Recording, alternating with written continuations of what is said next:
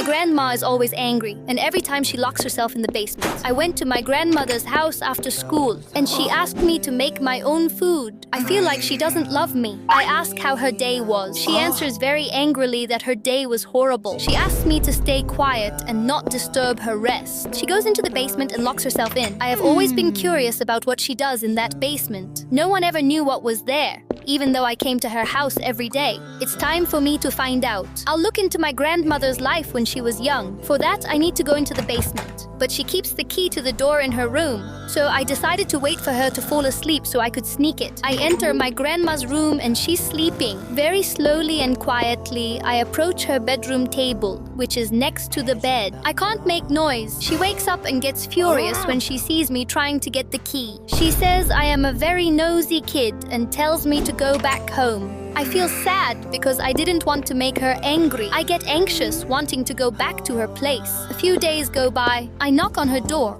She opens it and I ask to come in. I say that I am sorry and apologize. I promise that I would never try to mess with her things again. She lets me in, but my curiosity only grows. She goes to the supermarket and I stay. I go down the stairs very scared. I walk past the door of the basement and notice that it is open. She forgot to lock it. What's down here? I hope it's not anything scary. I see a bunch of closed boxes. They seem to have been there for a long time. I need to open it and find out what's inside. I come closer and open one. I find a picture of my young grandmother beside a young man too. But this is not my grandfather who died a few years ago. Who is this person? I need to open another box to try to find out. I open the second box and find a letter from a man.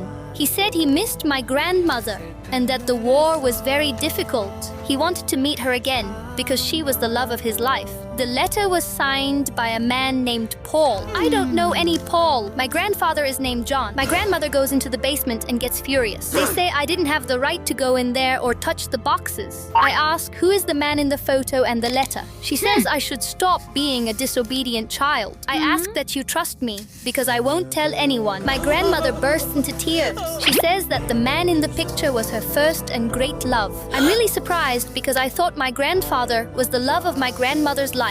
I wonder if she didn't love my grandfather. She becomes sad and says no, but that he was a good man. She says she only married him because her true love died in the war, and she was pregnant with my mother. My grandmother says she got married in a hurry because she didn't want my mother to be born without a father. Was my grandmother right to hide this from everyone?